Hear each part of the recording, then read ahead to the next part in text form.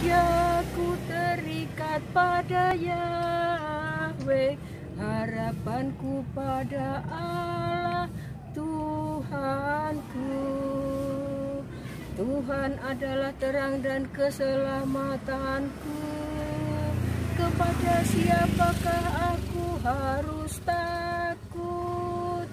Tuhan adalah benteng hidupku. Terhadap siapakah aku harus gentar? Bahagiaku terikat pada Yahweh, harapanku pada Allah Tuhanku. Satu hal telah kuminta kepada Tuhan, satu inilah yang kuingini, diam di rumah Tuhan seumur hidupku, menyaksikan kemurahan Tuhan dan menikmati bait-Nya. Bahagiaku terikat pada Yahweh, harapanku pada Allah Tuhanku. Dengarlah ya Tuhan seruan yang ku sampaikan. Kasihanilah aku dan jawablah aku. Wajah-Mu ku cari ya Tuhan, seturut firman-Mu carilah wajah-Ku. Bahagiaku terikat pada Yahweh, harapanku pada Allah Tuhanku. Sabda bahagia. Selamat pagi anak-anak. Baik, kita bertemu kembali dalam pembelajaran Sabda Bahagia. Tadi kita sudah mendengarkan lagu Bahagiaku Terikat pada Yahweh yang dinyanyikan oleh Ibu Priska Purwantini, mau menunjukkan bahwa tujuan hidup manusia di dunia ini adalah kebahagiaan. Begitu anak-anak? Baik, sekarang kita akan buka dengan doa pembuka. Dalam nama Bapa dan Putra dan Roh Kudus. Amin. Allah Bapa yang Maha Kasih, sembah syukur kami hunjukkan kehadirat-Mu atas anugerah-Mu berupa kebahagiaan. Namun seringkali kami kurang menyadarinya.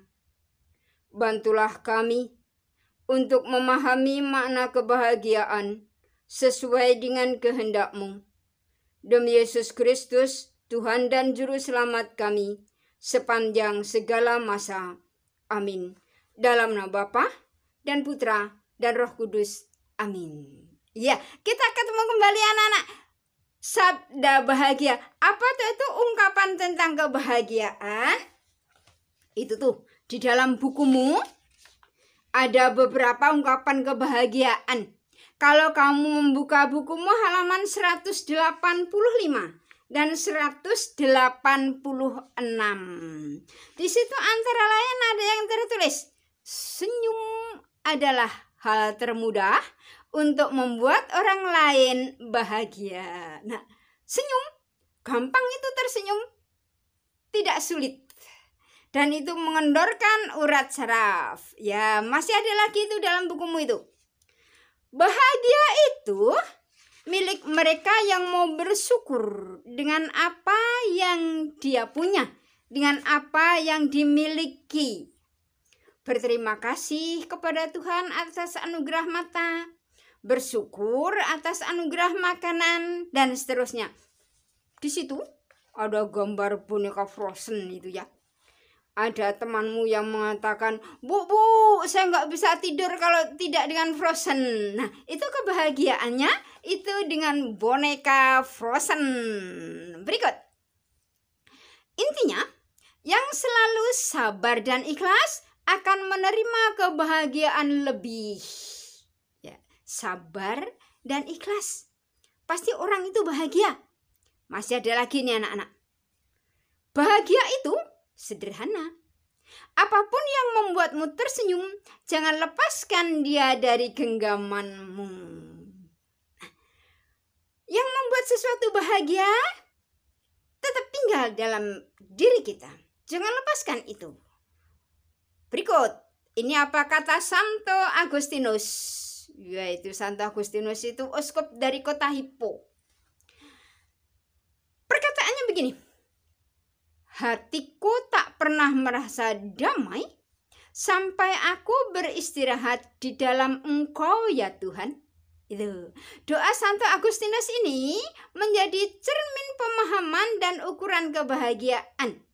Menurut Santo Agustinus, sumber kebahagiaan sejati Tuhan. Sampai aku beristirahat di dalam Engkau ya Tuhan. Nah, itu berbahagia. Sekarang apa kata Yesus dalam Injil Matius bab 5 ayat 1. Itu gambarnya itu Yesus mengajar itu. Mengajar di bukit.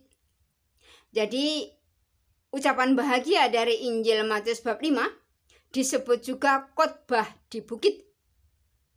Ayat 1. Ketika Yesus melihat orang banyak itu, naiklah ia ke atas bukit, dan setelah ia duduk, datanglah murid-muridnya kepadanya. Maka Yesus pun mulai berbicara dan mengajar mereka, katanya. Ayat 3. Berbahagialah orang yang miskin di hadapan Allah, karena merekalah yang empunya kerajaan surga. Loh, ternyata Yesus memberikan sabda begitu ya. Orang miskin itu berbahagia. Padahal zaman sekarang yang disebut bahagia orang yang mempunyai kekayaan berlimpah. Itu menurut ukuran orang-orang pada umumnya. Tetapi ternyata tidak menurut Yesus. Menurut Yesus yang berbahagia adalah orang yang miskin. Apa itu artinya? Yang berbahagia adalah orang yang sepenuhnya menyandarkan hidup kepada Allah.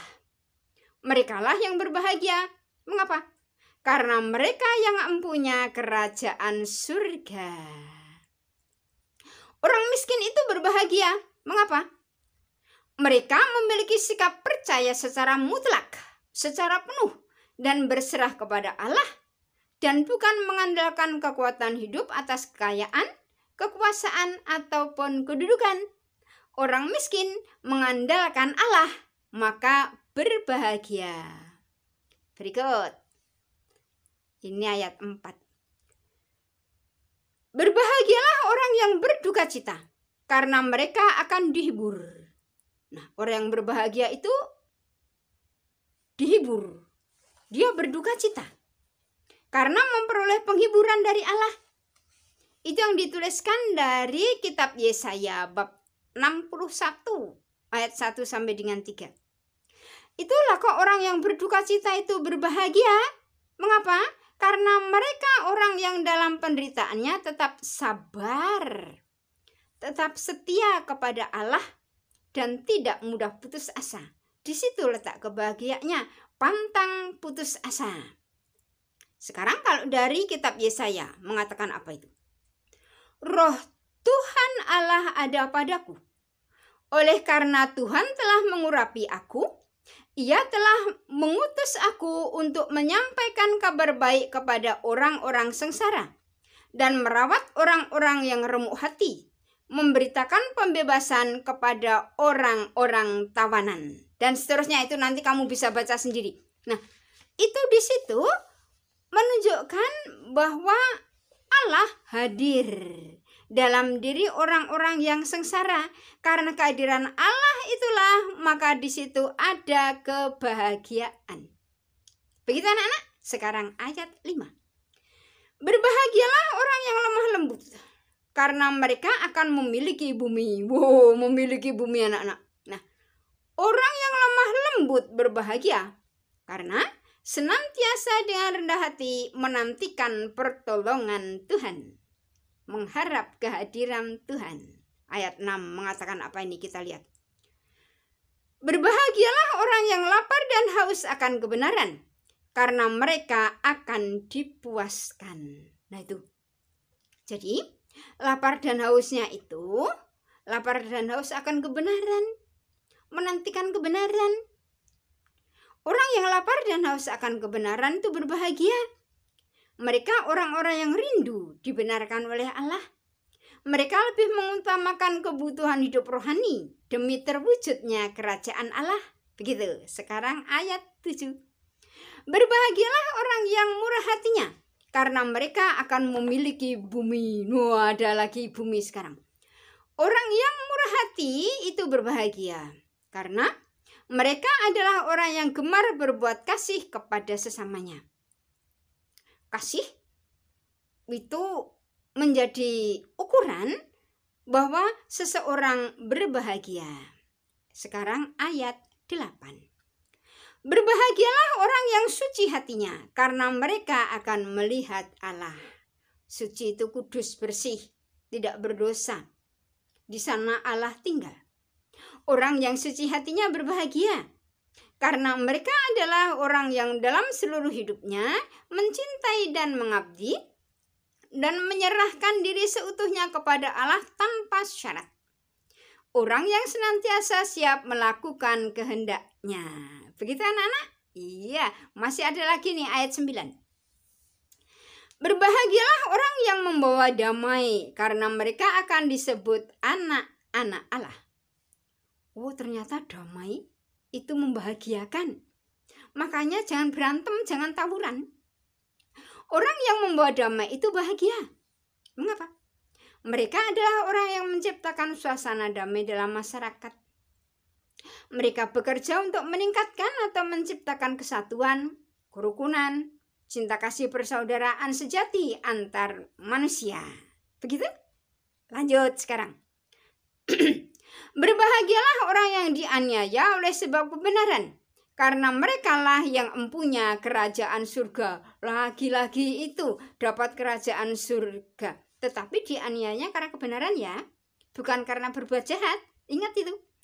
Orang yang dianiaya karena kebenaran itu berbahagia, sebab mereka senantiasa mencintai Allah bersama dengan Allah. Begitu? Iya, nanti kita akan mendengarkan lagu Sabda Tuhan, Sabda Kebenaran yang akan dinyanyikan oleh Ibu Kristina Purwanti. Sekarang kita akan tutup dengan doa penutup. Dalam nama Bapa dan Putra dan Roh Kudus. Amin. Tuhan Yesus yang Maha Mulia, terima kasih Tuhan, Engkau telah menganugerahkan kebahagiaan. Dampingilah kami agar mampu memahami makna kebahagiaan yang Kau ajarkan. Sebab Engkaulah Tuhan dan Juru Selamat kami, kini dan sepanjang segala masa. Amin. Dalam nama Bapa dan Putra dan Roh Kudus. Amin. Sabda Tuhan, sabda kebenaran, tak berubah sampai akhir zaman. Sabda Tuhan itu sabda cinta, sabda damai bagi manusia. Tanpa Yesus kita orang miskin. Tanpa Yesus hati kita dingin. Dengan Yesus kita amat kaya. Hati kita kan bersukaria, memuji namanya, haleluya. Hati kita kan bersukaria, memuji namanya, haleluya.